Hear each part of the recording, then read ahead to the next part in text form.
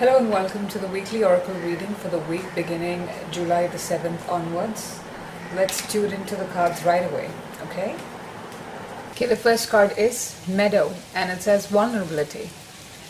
Okay, so this is a successful end result of all the efforts that you've been sincerely putting in ever since the beginning of the year. This is the garden of promise that your angels were guiding you towards. A lot of us who were having probably trust issues or lack of self-worth, you guys are going to find your confidence back and you're beginning to put yourself out there in the market. You're beginning to see strength in your vulnerability. And I think that's a wonderful lesson to come home to. So as a result, I'm pretty sure that you're going to raise some eyebrows this week. I know it's a common and popular belief in our society to look at strength as something to be proud of and weakness as something to be denied expression. If there are people who are still chanting those slogans, they're going to be disappointed with you. Okay? So to heck with them. Alright? I think it's going to be playing out in terms of a revelation for you that you have fundamentally as a person changed in ways that you never believed. And you're going to get that feedback this week.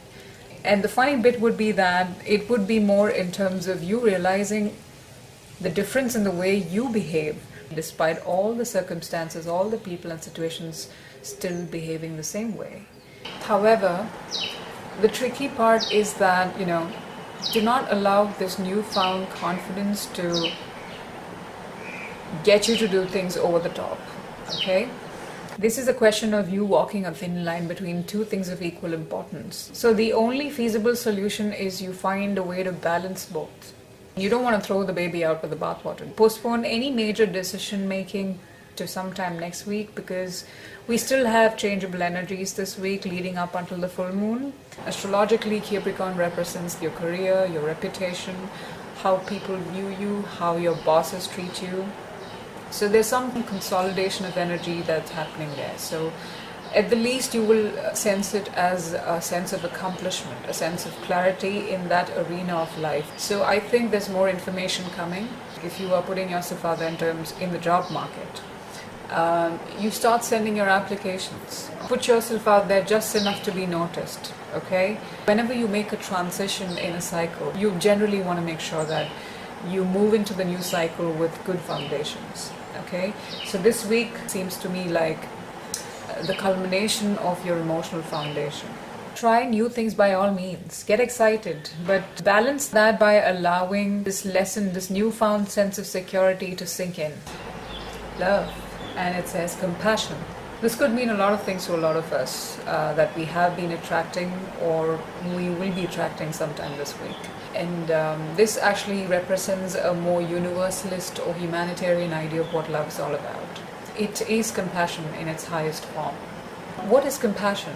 Compassion is when we recognize that the other person thinks the same way, feels the same way, have the same desires, drives, or ambitions just as we do. Therefore, it's only fair that the other person gets treated the way that I do.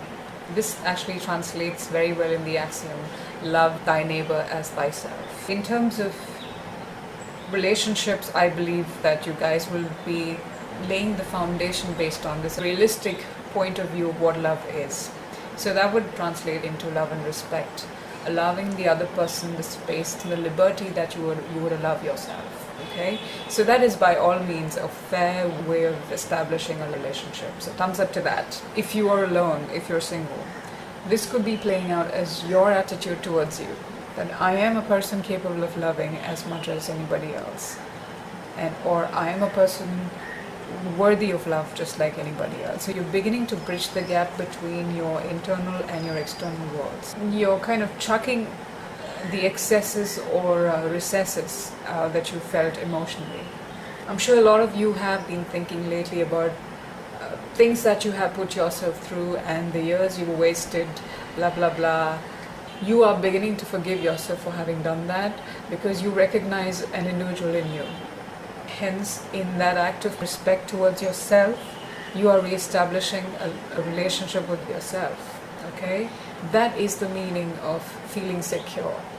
That is where home is. And that's why they say home is where heart is. Because once your heart is where you want to be. There are no more gaps to bridge, okay? And in most likelihood, people around you will reflect that confidence back to you. In terms of passion, this would mean that you would mirror 100% confidence in whatever you carry out.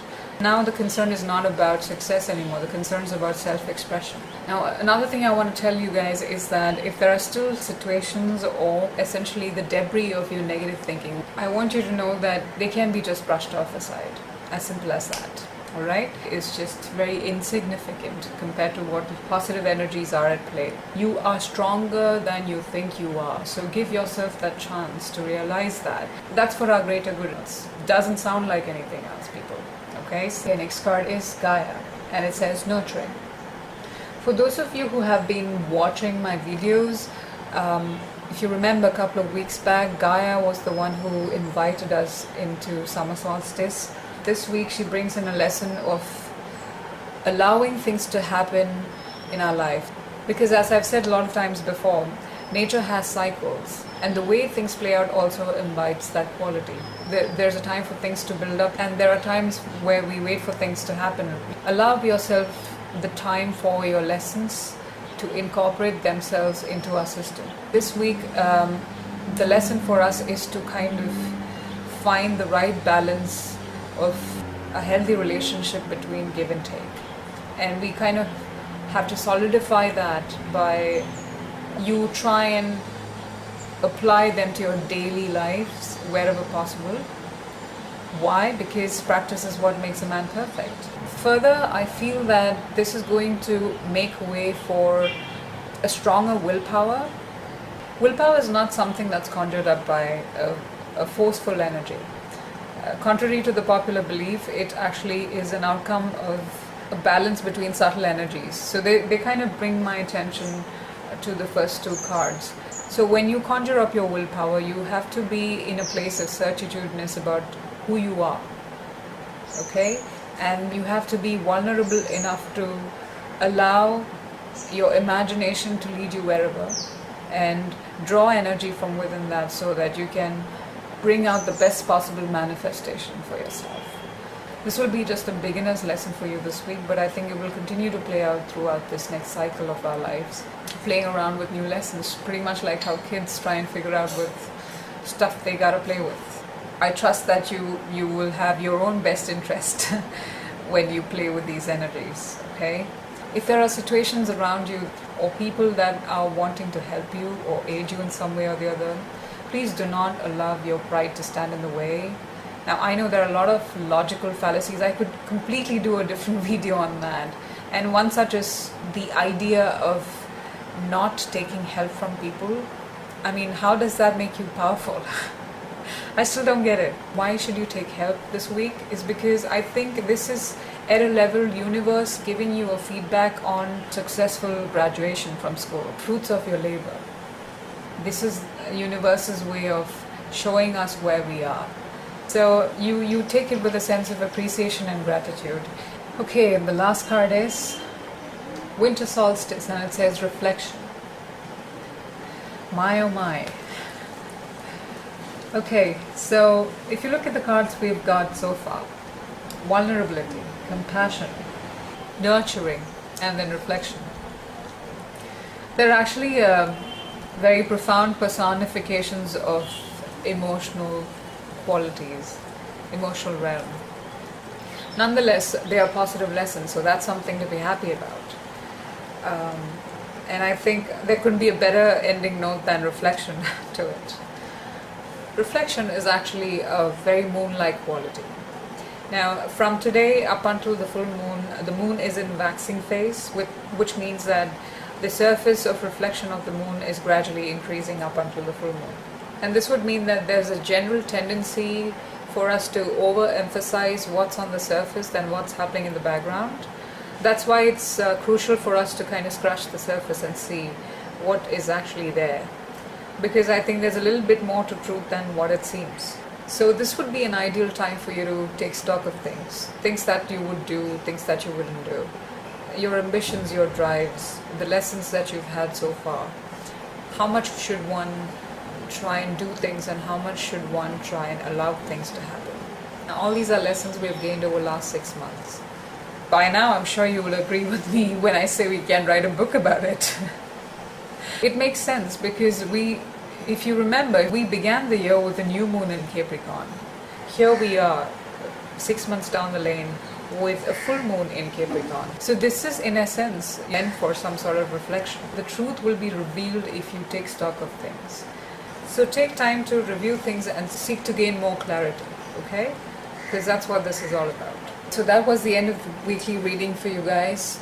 The first 6 months, the focus was about building strong foundations because logic comes in the latter half of the year, alright? With the transition of Jupiter into the 5th house of Leo, you will definitely see that play out as more external, extrovertish, dynamic energies. More information of which I will be revealing it to you based on the cards next week. And I shall see you again next week, same time, same channel, and I trust that you will treat yourself fairly this week. Alright? Love you all. Bye.